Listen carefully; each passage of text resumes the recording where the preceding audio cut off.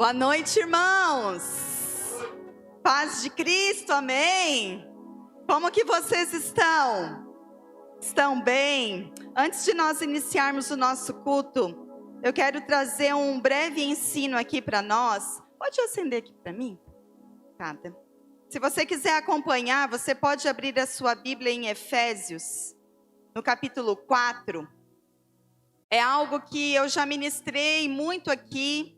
É algo que já foi falado várias vezes, mas que nós precisamos ainda atingir novas medidas de verdade dessa palavra, para que a gente pode acender um pouco as luzes para as pessoas acompanharem, para que a gente possa então viver essa verdade aqui enquanto igreja do Senhor. Efésios capítulo 4, a partir do verso 11. Você está lá? Amém? Diz assim o texto. Aqui o apóstolo Paulo ele está falando da unidade do corpo de Cristo.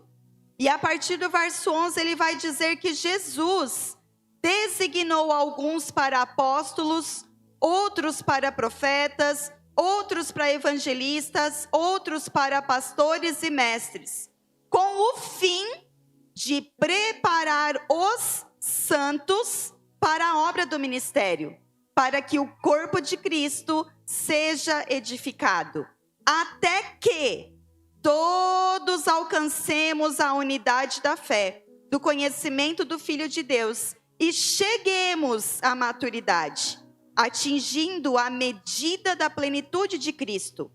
O propósito é que não sejamos mais como crianças, levados de um lado para o outro pelas ondas, nem jogados para cá e para lá por todo o vento de doutrina, e pela astúcia e esperteza de homens que induzem ao erro. Antes, seguindo a verdade em amor, cresçamos em tudo naquele que é a cabeça, Cristo.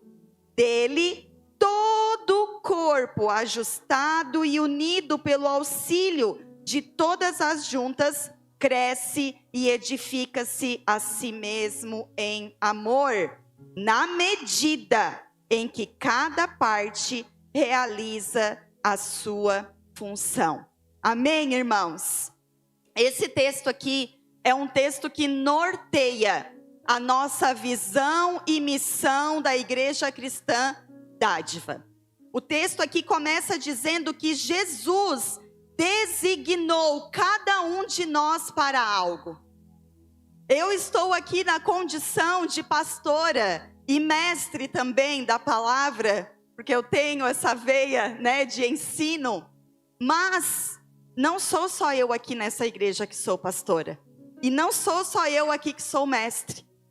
Deus designou todos no corpo com alguma finalidade. Aqui há pastores, mestres, evangelistas, apóstolos, profetas, e Jesus designou cada um com a finalidade comum. São funções diferentes, mas a finalidade é a mesma. E qual é essa finalidade? Preparar os santos. Quem são os santos? Nós somos os santos. Preparar esses santos para quê? Para edificação do corpo de Cristo. Quem é o corpo de Cristo? Nós fomos designados, nós somos os santos e nós somos o corpo de Cristo. E aqui no verso 13 a gente vê a nossa missão. O verso diz: até que todos alcancemos a unidade da fé. Esse até que, meus irmãos, indica que vai levar tempo. Indica que não vai ser fácil. Indica que não vai ser com duas conversas, não é uma vinda ao culto.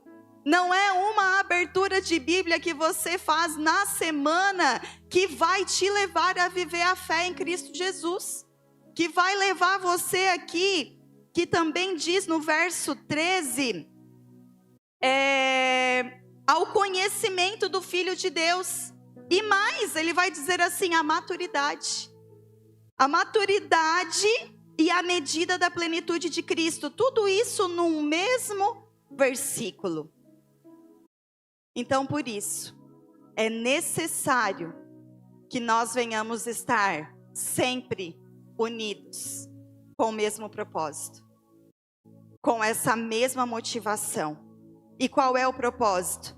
No verso 14 vai dizer: não sermos mais como crianças levadas, não sermos mais filhos imaturos. Quem aqui é pai e mãe sabe que as crianças pequenas, elas são imaturas e elas precisam ser carregadas pelos pais, e que muitas vezes alguém vem, conta alguma coisa no ouvido delas, elas acreditam. Vem outra pessoa, conta alguma coisa no ouvido delas, acreditam. Vem alguém, convida para ir no lugar, ela quer, e for outra coisa e ela quer.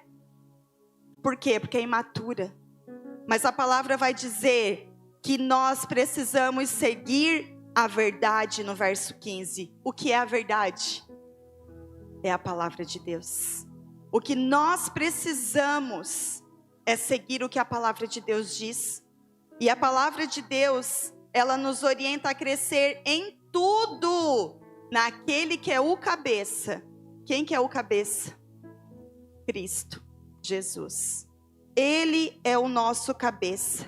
Então, quando nós, o texto termina dizendo, nos edificamos em amor, ali fala que juntas, bem alinhadas, faz com que o corpo cresça e edifique-se a si mesmo em amor, na medida em que cada um realiza a sua função. Ou seja, na medida em que cada um realiza a sua parte. Amém.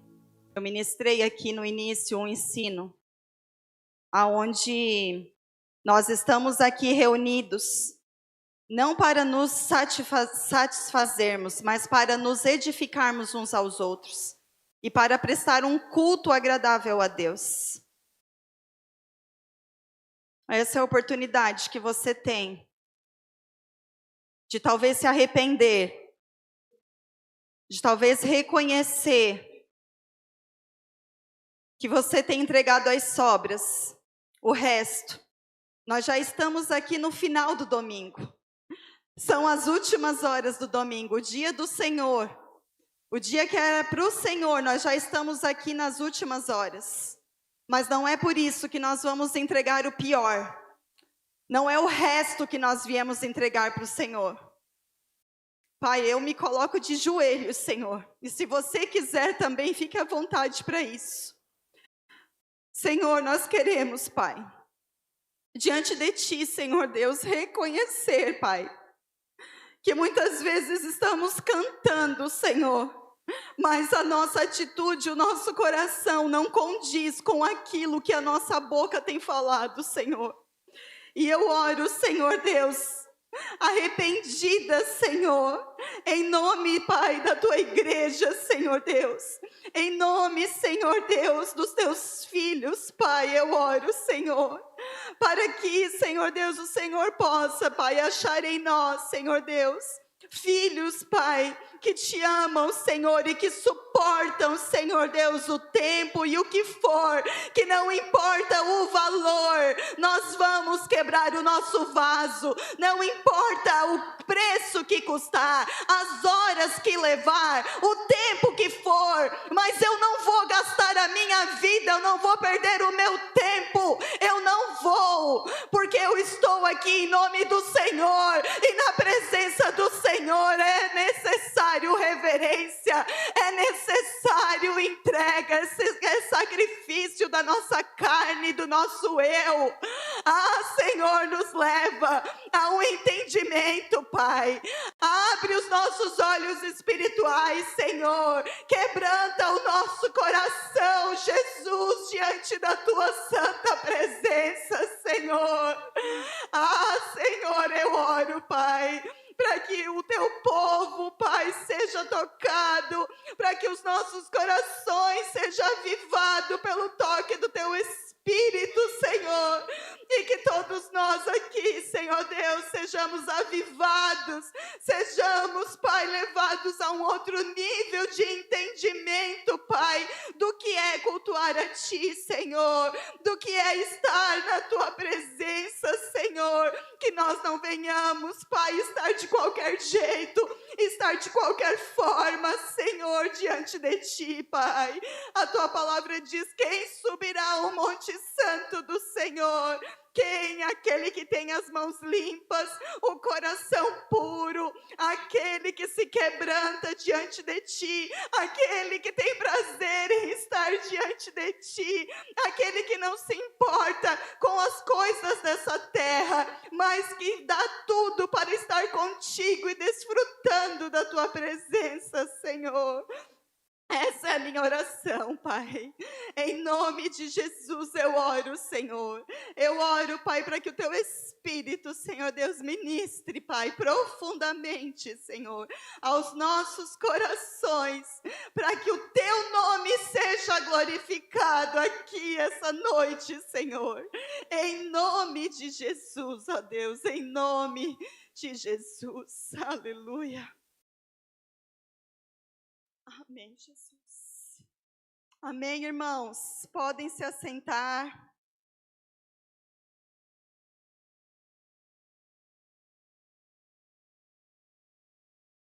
Como o texto que eu li no início, o texto fala que o Senhor deu uns para apóstolos, outros para mestres, pastores, com a finalidade de preparar os santos. Eu não estou aqui simplesmente para pastorear. Eu estou aqui para preparar outros pastores. Eu não estou aqui só para ensinar, eu estou aqui para preparar outras pessoas que também vão ensinar. E para isso nós precisamos aplicar, de fato e de verdade, o ensino e o pastoreio. Você que está aqui, você que é pai e mãe, você que tem filhos, vai conseguir compreender isso. Você tem filhos e você não está ensinando, educando e preparando os seus filhos para eles continuarem sendo filhos. Eles vão continuar porque essa é a natureza dele. Mas se você tem homem, pai, você está modelando para que o seu filho seja um esposo, para que o seu filho seja um pai. Você que é mãe, você está modelando para que a sua filha seja uma esposa, para que ela seja uma mãe. Essa é a finalidade de Deus confiar a nós pessoas. Essa é a finalidade da unidade do corpo de Cristo. É nós como igreja, não só darmos, mas prepararmos outras pessoas para dar sequência naquilo que o Senhor tem feito aqui. Naquilo que o Senhor tem feito na terra. E nós precisamos abrir o nosso entendimento, para que a gente de fato saia do raso, para que a gente de fato viva o que é ser igreja. O ano passado eu ministrei uma série aqui, de ministrações sobre o que é ser igreja. Estão todas lá no YouTube. Se você não ouviu, por favor, ouça. Ouça todas as ministrações que nós já ministramos aqui. Todas elas é ensino da palavra, não é palavra motivacional.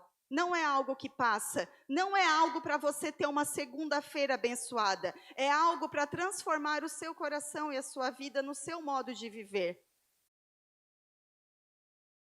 Então, se você sente que está precisando de algo, nós temos dado muito alimento aqui. A mesa tem sido colocada. E eu oro para que você valorize. Não precisa vir outro pastor aqui dizer para você, valorize os seus pastores. Eu mesma vou dizer. Valorize os seus pastores. Valorize as pessoas que têm se gastado e se deixado gastar para estar aqui, domingo após domingo, dia após dia, se preparando, estudando, orando, se dedicando, gastando muitas horas, sacrificando muito tempo de sono, recurso financeiro, para estar aqui servindo a mesa de bom grado, por amor a Deus, primeiramente. Eu amo ministrar a palavra, mas eu não prego a palavra porque eu amo e, meu Deus, eu me satisfaço em pregar a palavra. A igreja já tem um noivo, é Jesus. A igreja não precisa de mais ninguém. Não quero usar uma palavra pesada aqui. Mas o meu prazer está, a minha satisfação está em abençoar a sua vida. Eu prego a palavra porque eu amo as vidas. Eu amo a sua vida. Eu amo cada um de você que está aqui. E eu amo ver quando as pessoas se permitem ser tocadas pela palavra e serem cheias e tomar essa palavra e colocar em prática e viver a palavra. Porque como eu já ministrei aqui um outro dia, não é bater cartão, não é vir à igreja, ouvir uma pregação e sair que nos torna um cristão. O que nos torna um cristão é ouvir e praticar a palavra. Porque caso contrário, nós estamos só nos enganando. Amém, irmãos? Abra o seu coração, amém? Para receber a palavra de Deus. Nós estamos entrando em um novo mês, amém?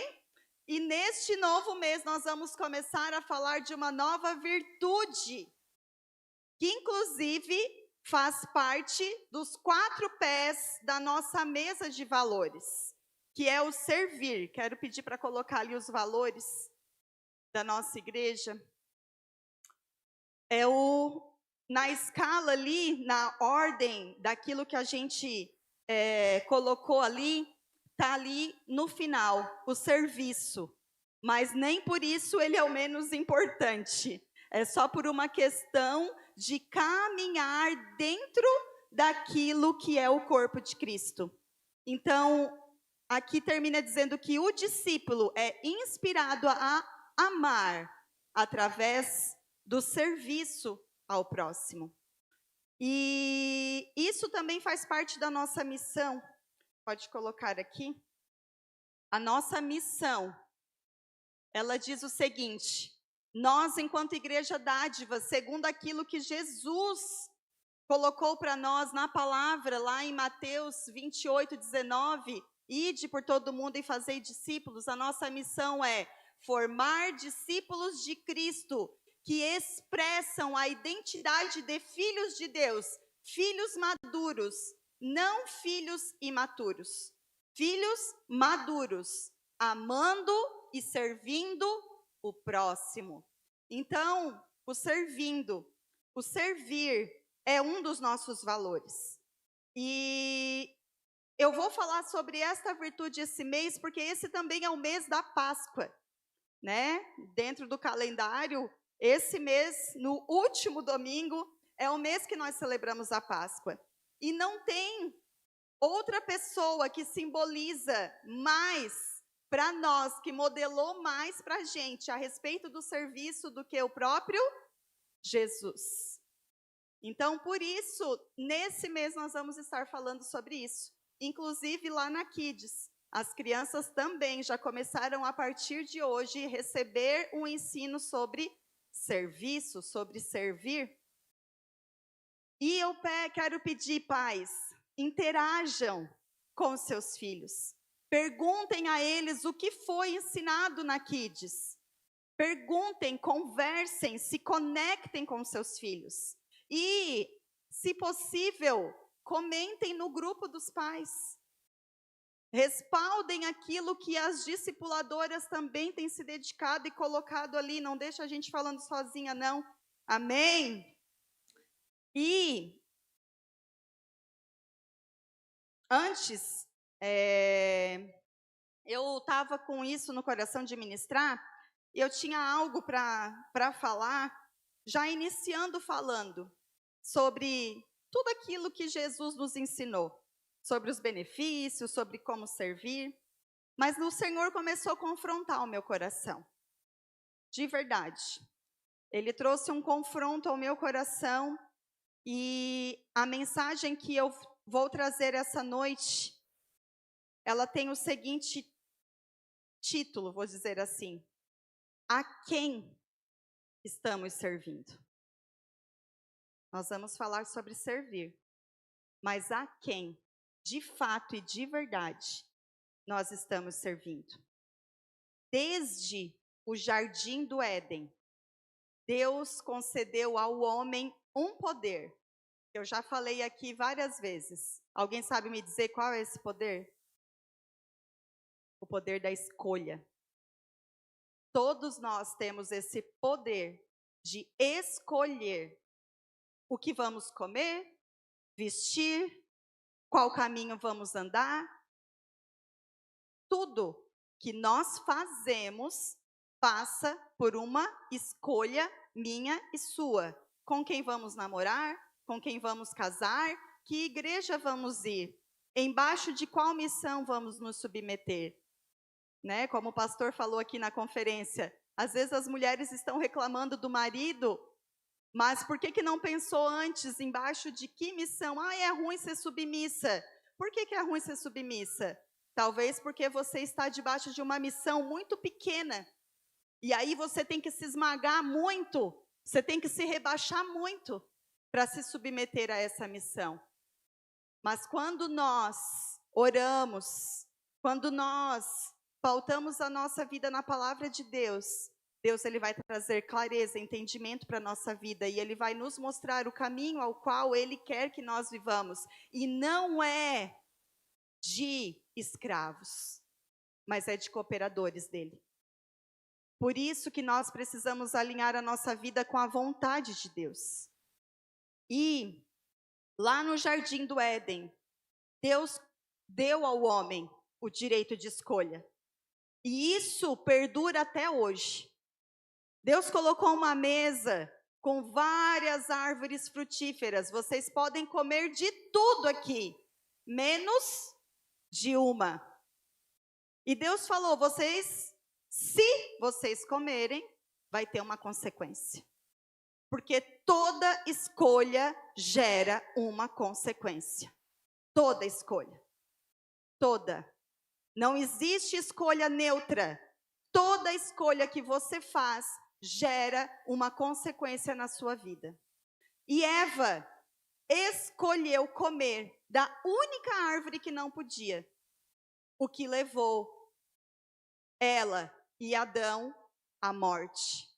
A morte espiritual. O que é morte espiritual? Morte espiritual é separação de Deus. Eles foram separados da presença de Deus, que é santa. Por quê? Porque o pecado entrou. Então, eles foram expulsos do jardim do Éden. Deus cumpriu. Deus, ele é justo, ele é fiel. Ele é um pai que não tem dozinha dos filhos. Muitas vezes nós, na educação dos nossos filhos, falhamos nisso. Nós viemos de uma geração, né, talvez até antes dos nossos pais, aonde era tudo muito severo. Muito severo. Na minha geração, quando eu era criança, já não era tão severo. Mas hoje não se compara como era quando eu era criança. Deus o livre, uma criança querer se intrometer ou dizer para o pai o que ele devia ou o que não deveria fazer. Hoje é as crianças que mandam nas casas. Hoje é as crianças que dizem o programa de TV que vai assistir, o que vão comer e os lugares que os pais vão passear. Olha como as coisas mudaram. Mas Deus, ele é um pai justo e bom. Amém? Sempre bom. Então, ele não vai poupar os filhos das consequências.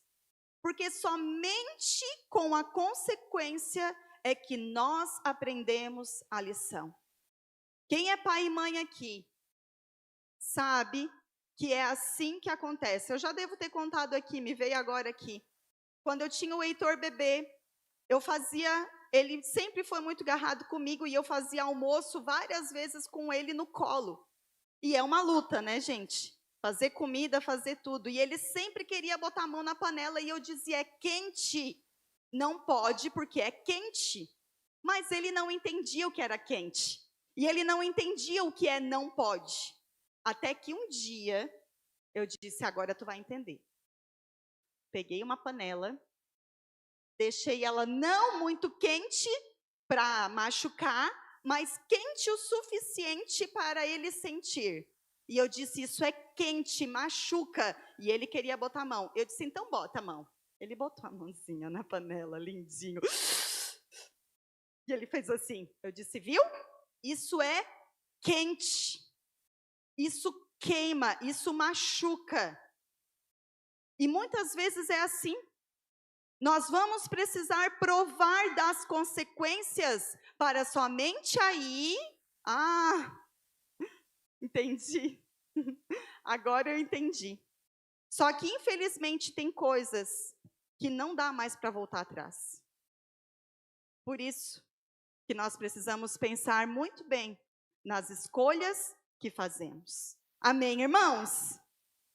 E depois disso, né, passado muito tempo, o Senhor, em sua misericórdia, o povo havia ficado escravo no Egito, estava lá refém, estava lá chorando, e o Senhor levanta Moisés para resgatar o povo. Moisés, Velho Testamento, figura, sombra do Novo Testamento. Então, Moisés é a tipificação de Jesus que viria para nos resgatar do mundo. O mundo que era o Egito, o faraó Satanás. Então, Moisés simboliza Jesus, o Egito, o mundo e faraó Satanás. Tudo sombra daquilo que haveria de acontecer. Amém? Você já sabe, né? Amém? E Moisés tira o povo com mão forte, leva ali pelo deserto. Deus faz milagres, maravilhas, prodígios, ainda até foi cantado aqui, né? Aquilo que Deus faz, abre caminho no deserto, faz tantas coisas, tantos milagres. E Moisés, então, está prestes a morrer. Eu quero que você abra comigo Deuteronômio 30.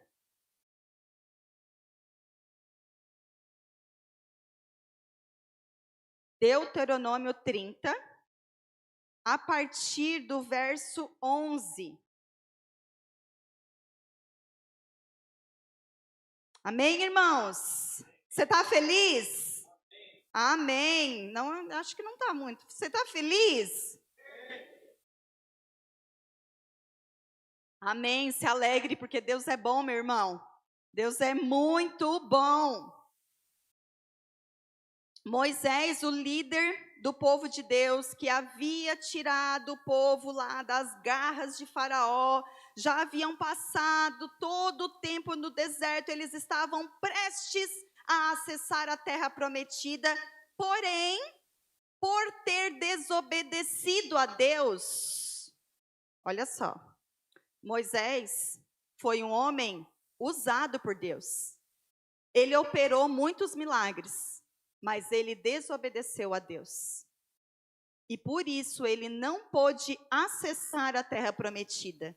Ele só contemplou de longe. Ele até avistou, ele viu. Mas pela sua desobediência ele não pôde acessar a terra. Mas antes de morrer, então, ele deixa uma escolha para o povo. Você está lá? Diz assim, acompanhem comigo, eu vou ler na versão NVI. É uma leitura um pouquinho extensa. Se a sua versão for diferente, você pode acompanhar no telão, que vai estar igualzinha àquilo que eu vou ler aqui. Se você conseguir, quiser acompanhar na sua versão, fique à vontade. Diz o seguinte, vida ou morte, o que hoje lhes estou ordenando não é difícil fazer, nem está além do seu alcance. Não está lá em cima no céu de modo que vocês tenham que perguntar: quem subirá ao céu para trazê-lo e proclamá-lo a nós, a fim de que lhes obedeçamos? Nem está além do mar, de modo que vocês tenham que perguntar: quem atravessará o mar para trazê-lo e, voltando, proclamá-lo a nós, a fim de que obedeçamos? Nada disso. A palavra está bem próxima de vocês, está em sua boca e em seu coração. Por isso, vocês poderão obedecer-lhe. Verso 15. Vejam que hoje ponho diante de vocês vida e prosperidade, ou morte e destruição. Pois hoje lhes ordeno que amem o Senhor, o seu Deus, andem nos seus caminhos e guardem os seus mandamentos, decretos e ordenanças. Então, vocês terão vida e aumentarão em número, e o Senhor, o seu Deus, os abençoará na terra em que vocês estão entrando, para dela tomar posse. Se, todavia, o seu coração se desviar e vocês não forem obedientes e se deixarem levar, prostrando-se diante de outros deuses para adorá-los, eu hoje lhes declaro que, sem dúvida, vocês serão destruídos. Vocês não viverão muito tempo na terra em que vão entrar e da qual vão tomar posse, depois de atravessarem o Jordão. Verso 19. Hoje, invoco os céus e a terra como testemunhas contra vocês, de que coloquei diante de vocês a vida e a morte, a bênção e a maldição.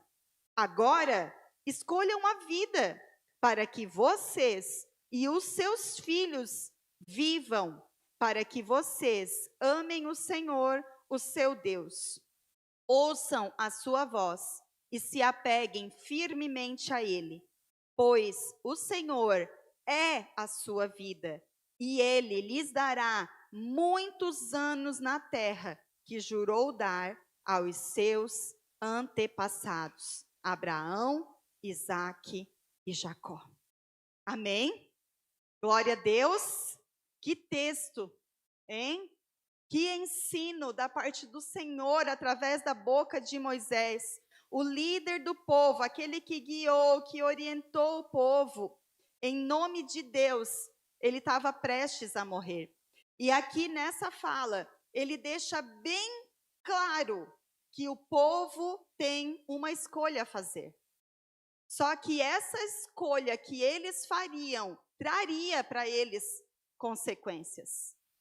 Eles poderiam escolher entre vida e prosperidade ou entre morte e destruição. E, como eu falei, né? Assim como um pai e uma mãe orientam seus filhos, não é por mal. Amém? Às vezes a gente, né, que lida com filhos adolescentes, às vezes a gente está orientando e eles estão torcendo o bico.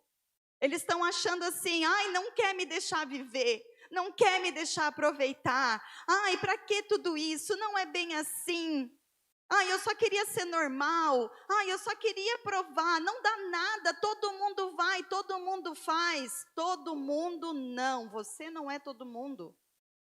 E todo mundo vai e faz até que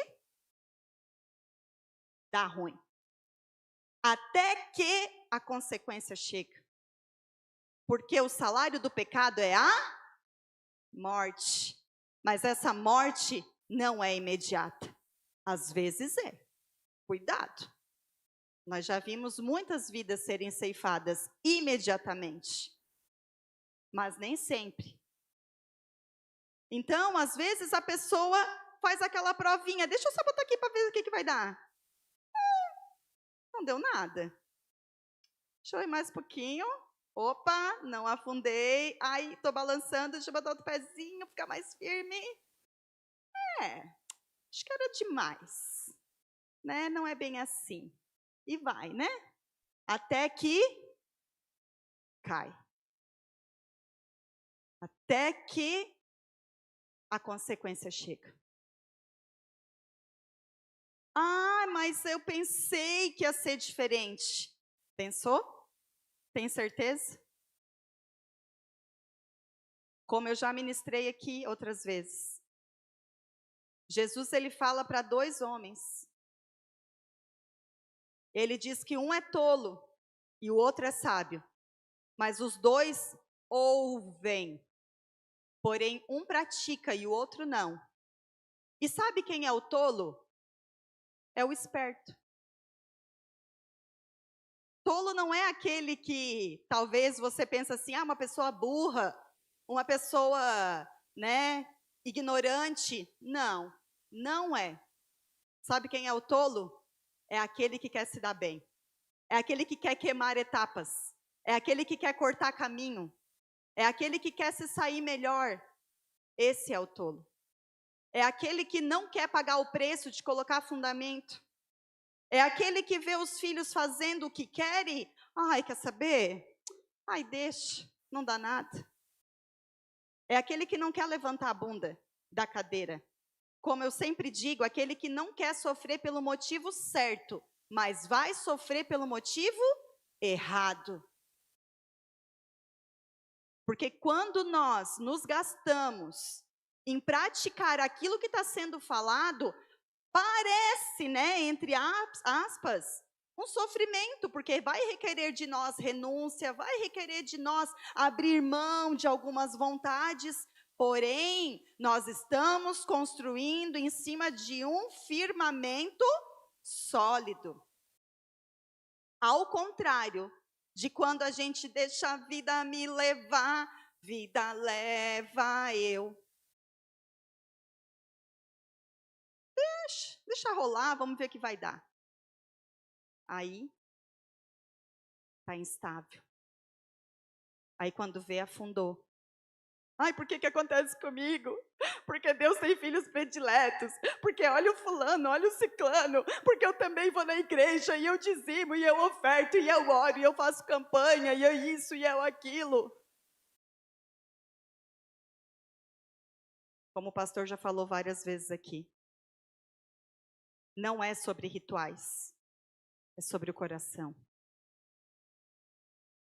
É sobre o nosso interior. É sobre a nossa essência.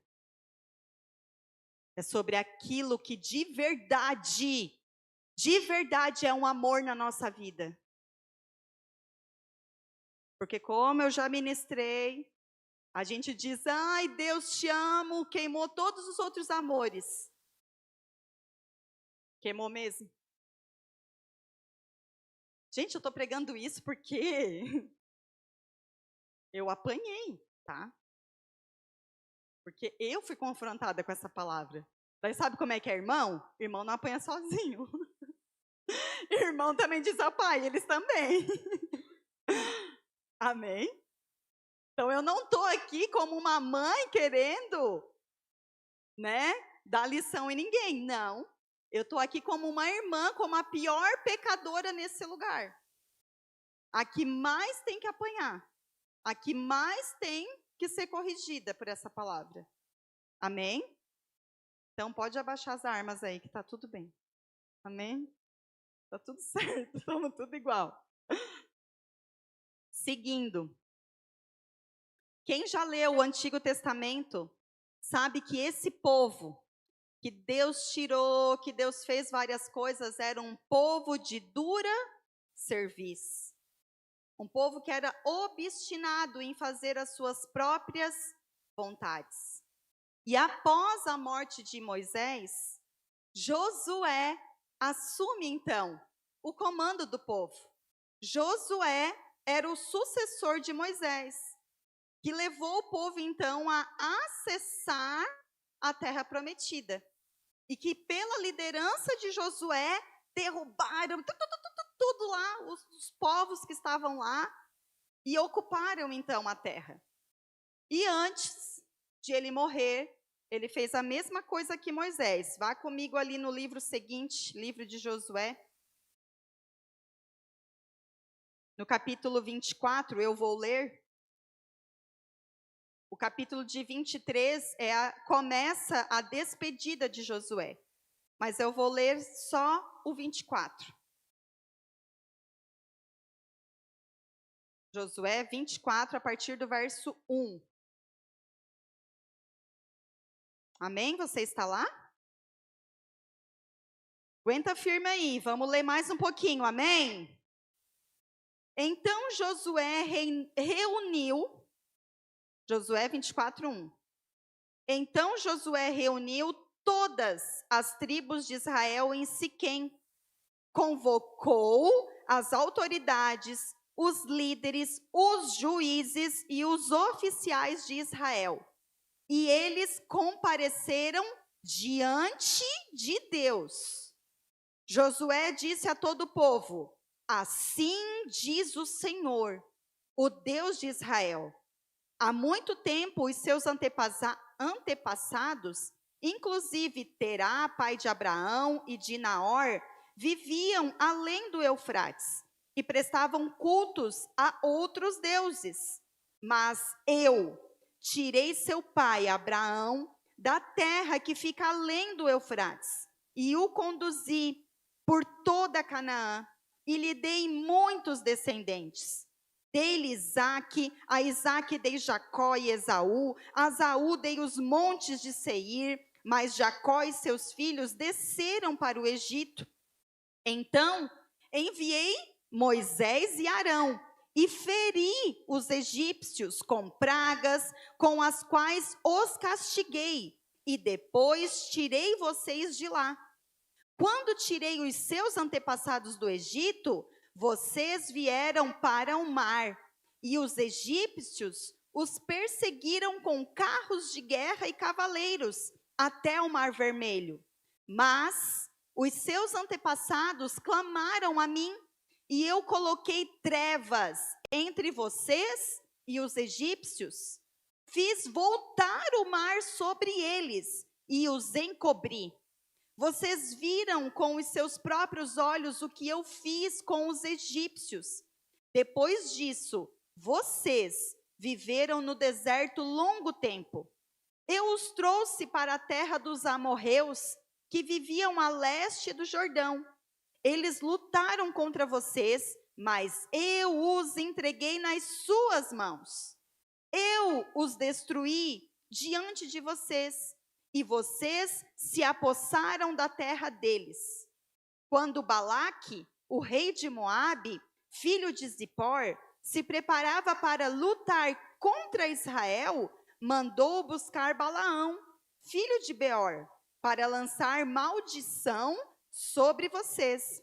Mas eu não quis ouvir Balaão, de modo que ele os abençoou vez após vez, e eu os livrei da mão deles. Isso aqui é o Senhor Deus falando com o povo, tá, gente? Relembrando tudo que eles viveram. Verso 11, preste bem atenção. Depois, vocês atravessaram o Jordão e chegaram a Jericó.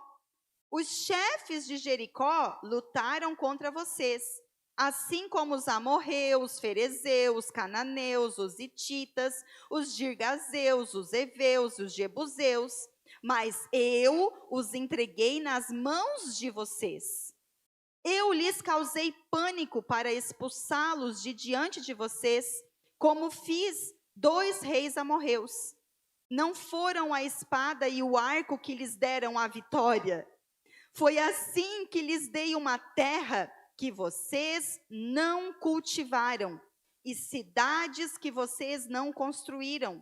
Nelas vocês moram, comem de vinhas e olivais que não plantaram. Agora, verso 14. Temam o Senhor e sirvam-no com integridade e fidelidade. Joguem fora os deuses que os seus antepassados adoraram além do Eufrates e no Egito, e sirvam ao Senhor.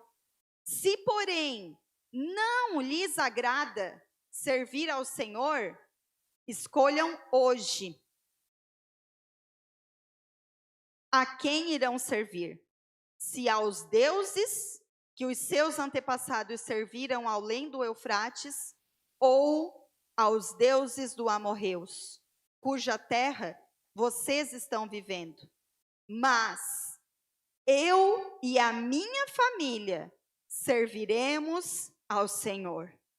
Então o povo respondeu: longe de nós abandonar o Senhor para servir outros deuses. Foi o próprio Senhor, o nosso Deus, que nos tirou, a nós e a nossos pais, do Egito, daquela terra de escravidão, e realizou aquelas grandes maravilhas diante dos nossos olhos. Ele nos protegeu no caminho e entre as nações pelas quais passamos. Além disso, o Senhor expulsou de diante de nós todas as nações, inclusive os amorreus que viviam nesta terra. Nós também serviremos ao Senhor, porque Ele é o nosso Deus. Verso 19. Josué disse ao povo: vocês não têm condições de servir ao Senhor. Ele é Deus santo, é Deus zeloso. Ele não perdoará a rebelião e o pecado de vocês. Se abandonarem o Senhor e servirem a deuses estrangeiros, Ele se voltará contra vocês e os castigará. Mesmo depois de ter sido bondoso com vocês, Ele os exterminará. O povo, porém, respondeu a Josué: de maneira nenhuma nós serviremos ao Senhor.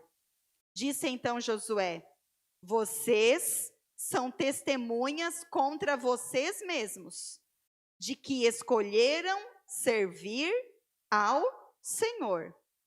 Somos, responderam eles. Disse Josué: agora então, jogue fora os deuses estrangeiros que estão com vocês e voltem-se de coração para o Senhor, o Deus de Israel. E o povo disse a Josué: serviremos ao Senhor, o nosso Deus, e lhe obedeceremos. Naquele dia, Josué firmou um acordo com o povo em Siquém e lhe deu decretos e leis. Josué registrou essas coisas no livro da lei de Deus. Depois ergueu uma grande pedra ali, sobre a grande árvore, perto do santuário do Senhor. Então disse ele ao povo: vejam esta pedra, ela será uma testemunha contra nós, pois ouviu todas as palavras que o Senhor nos disse. Será uma testemunha contra vocês, caso sejam infiéis ao nosso Deus. Amém. Leitura extensa, né? Mas muito necessária, para que a gente possa compreender de verdade o que a palavra de Deus nos diz, porque a palavra de Deus, ela é viva e eficaz. Às vezes a gente está ministrando aqui, a gente está falando, né, durante a ministração, eu já tinha ministrado aqui tudo que eu li aqui. Mas uma coisa é você ouvir da minha boca, outra coisa é você ouvir aquilo que a palavra está dizendo. Porque aí não tem desculpa, aí não tem dúvida. A palavra de Deus, ela é viva, ela é penetrante. Amém? E depois que Josué morre, o interessante é que ele não deixa um sucessor. Josué, ele foi sucessor de Moisés. Josué foi aquele que Moisés preparou para dar continuidade naquilo que o povo iria viver. E isso me intriga também, porque Moisés tinha filhos, mas não foram os filhos de Moisés que deram continuidade no seu legado. E que, o que tudo indica, Josué também tinha filhos. A Bíblia não relata, não cita nomes de filhos de Josué.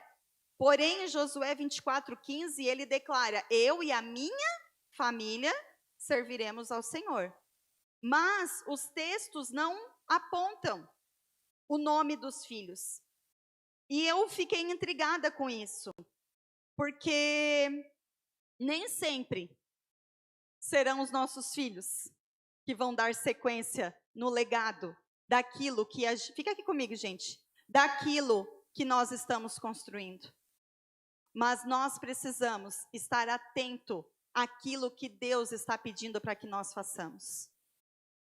Porque é escolha de cada um seguir adiante.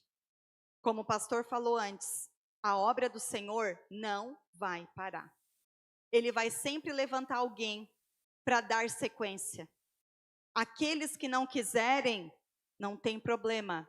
Todos são livres para fazer escolhas, mas a obra do Senhor vai dar sequência. Talvez não vai ser os nossos filhos, mas Deus vai levantar alguém para dar sequência. Porém, o meu desejo, o meu coração é que sejam os nossos filhos. Amém? É que os nossos filhos possam dar sequência naquilo que nós estamos construindo. E Josué vai morrer.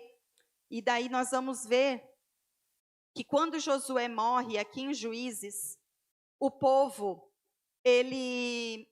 enquanto, eu não vou ler, porque já se delongou bastante, mas depois você pode ler na sua casa, Juízes, no capítulo 2, do verso 6 ao verso 19, vai ver que enquanto Josué viveu e os líderes viveram, o povo obedecia.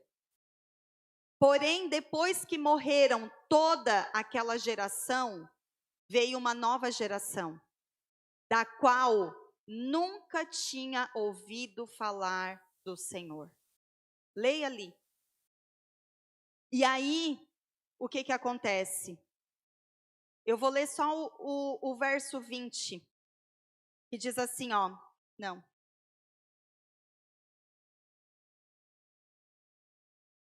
Verso 16. Então o Senhor levantou juízes, que os libertaram das mãos daqueles que os atacavam. Mesmo assim, eles não quiseram ouvir os juízes. Antes, se prostituíram com outros deuses e os adoravam. Ao contrário dos seus antepassados, logo se desviavam do caminho pelo qual os seus antepassados tinham andado, o caminho de obediência aos mandamentos do Senhor. O Senhor levantava juízes, esses juízes iam lá, dava direção para o povo. Enquanto o juiz estava vivo e o povo seguia a direção, estava tudo bem. Mas quando aquele juiz morria, o povo voltava tudo às práticas antigas de novo. E isso trouxe ira, indignação ao coração de Deus. Porém, Deus sempre foi misericordioso. Amém? Mesmo tendo motivos, mesmo tendo razão, o Senhor, Ele é bondoso, Ele é misericordioso conosco. E lendo isso daqui, eu fiquei com um questionamento assim, sabe, no meu coração. Muitos de nós aqui somos a primeira geração de cristãos. Amém? Né? Outro dia eu já falei aqui, perguntei a respeito disso. Nós temos uma grande responsabilidade de passar para as futuras gerações a quem nós temos servido. Porque nós vimos aqui na palavra tudo que esse povo viveu. E ainda assim, quando morreu uma geração, a próxima nem sequer tinha ouvido falar do que o Senhor tinha feito. Mas a pergunta que fica é: será que realmente nós estamos servindo a Deus? Ou temos buscado um Deus que sirva às nossas vontades?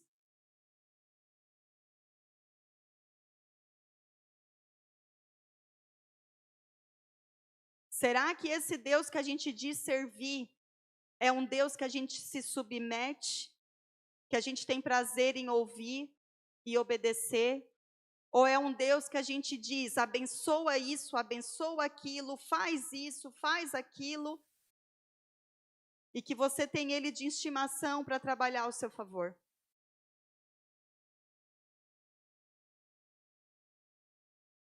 Foi a reflexão que veio ao meu coração. Uma interrogação. Ontem até compartilhei nos meus stories um texto do pastor Juscelio, que diz assim, ó: o diabo, ele não trabalha para que eu e você façamos a vontade dele. O diabo trabalha para que eu e você façamos a nossa própria vontade. Porque a única vontade que ocupa a vontade de Deus é a minha. E onde a minha vontade ocupa lugar, a vontade de Deus não governa. Então, o que está em jogo não é o que o inimigo pode fazer, mas é o que nós estamos fazendo. Nem tudo é culpa do inimigo. Ele não é tão poderoso assim. Agora, nós damos legalidade, através das nossas escolhas, para ele fazer aquilo que ele quer. Para que nós sejamos, então, boca, mão dele, através das escolhas que fazemos. Então, para que nós possamos servir a Deus de verdade, nós precisamos conhecer a sua vontade. Romanos 12, 2 vai dizer: não se amoldem ao padrão deste mundo, mas transformai-vos pela renovação do seu entendimento, para que então você experimente a boa, agradável e perfeita vontade de Deus. Jamais nós vamos conseguir obedecer e servir a alguém a qual nós não sabemos qual é a vontade dessa pessoa. Filhos que não conhecem a vontade do Pai, que estão sendo criados de qualquer jeito, eles não vão adivinhar que a vontade do Pai era que ele se sentasse na mesa, que comesse bonitinho, que fosse educado, que dissesse com licença, obrigado. Não. Precisa ser ensinado, precisa ser instruído, precisa ouvir: meu filho, minha filha, a mãe, o pai quer que você ande assim. Isso alegra o coração da mamãe, isso alegra o coração do papai. E isso não é sobre legalismo, tá, gente? Isso não é sobre legalismo. Isso é sobre proteção. Isso é sobre criar indivíduos que refletem a identidade de Deus. Não é sobre criar robôs. Não é. É sobre criar seres, pessoas que estão aqui nessa terra para fazer diferença. Pessoas bem educadas, pessoas que manifestam a excelência dos céus. Porque quando nós somos excelentes naquilo que fazemos, nós honramos os céus e tocamos a vida das pessoas. Para pensar. Você quer contratar um profissional, você quer um serviço bem feito. Você contrata quem não tem compromisso? Você contrata alguém de qualquer jeito, que usa qualquer roupa, que se comporta e que fala de qualquer jeito? Você vai entregar a sua mão, se você tem uma cirurgia para fazer, na mão de um médico que está lá no bar bebendo uma cachaça? Ou você vai fazer uma pesquisa e saber da índole desse cara? Amém ou não amém? Então nós, como filhos de Deus, que temos a missão de resplandecer a identidade de filhos, nós precisamos saber qual é a vontade do Pai. E nós só vamos saber qual é a vontade do Pai se nós passarmos tempo com Ele, conhecendo o que a palavra dele diz, obedecendo os seus mandamentos, não por escravidão, não por obrigação, mas porque você ama tanto esse Deus que te ama, que te livrou das garras de Satanás, que te deu vida eterna, que você diz: eu quero agradar o meu pai. Paizinho, o que eu faço para te agradar? Paizinho, o que eu faço para te honrar? Paizinho, o que eu faço para dizer que te amo? Porque não é com palavras que a gente diz que ama, é com a vida, é com o coração, é com atitudes, não é com palavras. Palavras, Instagram, aceita tudo, tudo, mas o que conta é o que se vive. Amém ou não amém? Para encerrar, João, que a gente precisa, como eu já falei aqui no estudo, a gente tem que sempre apontar tudo para Jesus, amém? João 6, verso 38.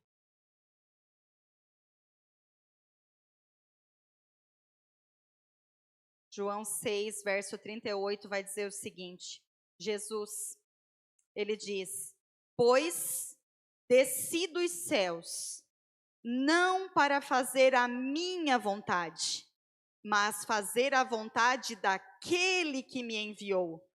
E esta é a vontade daquele que me enviou, que eu não perca nenhum dos que ele me deu, mas os ressuscite no último dia. Verso 40. Porque a vontade de meu Pai é que todo aquele que olhar para o Filho e nele crer, tenha a vida eterna, e eu o ressuscitarei no último dia.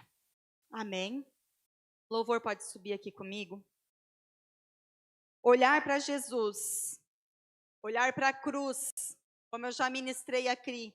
A cruz tipifica, quando nós olhamos lá no deserto, quando o povo estava lá no deserto, aconteceu que eles eram picados por serpentes. E Deus instruiu Moisés a levantar uma cruz, uma serpente, e quando o povo olhava para aquilo, eles eram curados do veneno da serpente. E a mesma forma acontece com Jesus, quando nós nos identificamos com Jesus na cruz, com o peso do pecado que era nosso, que ele levou, nós somos livres do pecado. Mas Jesus, ele só se tornou o Cristo, preste atenção nisso. Jesus, ele só se tornou o Cristo porque ele foi obediente até o fim. Cristo é Messias, é ungido.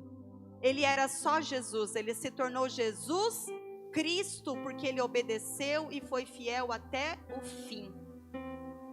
O Cristo é que nos deu a salvação. E nós, como imitadores de Cristo, também temos que pegar a nossa cruz para seguir aquilo que ele colocou diante de nós. Assim como Jesus foi obediente até o fim, até a morte de cruz, e se tornou o Cristo, ele disse que aquele que quiser vir após mim, pegue a sua cruz e siga-me. Há uma cruz. Há algo que nós precisamos renunciar, sacrificar. Há algo que nós precisamos colocar em sujeição à vontade de Deus. Assim como Jesus colocou a vontade dele, quando ele estava lá no Getsemane, ele disse: Pai, se for possível, passa de mim esse cálice, mas que seja feita a tua vontade, não a dele. Então, a quem de verdade nós estamos servindo? Nós realmente estamos servindo a Deus, sujeitando as nossas vontades, o nosso querer, a nossa justiça própria? Ou nós estamos tendo um Deus que sirva as nossas vontades, e o Deus da relação somos nós e não Ele. Aquele que governa sou eu, porque a minha vontade é que opera. Porque eu coloco a minha vontade acima da vontade dele e oro e digo que ele deu direção para cumprir a minha vontade.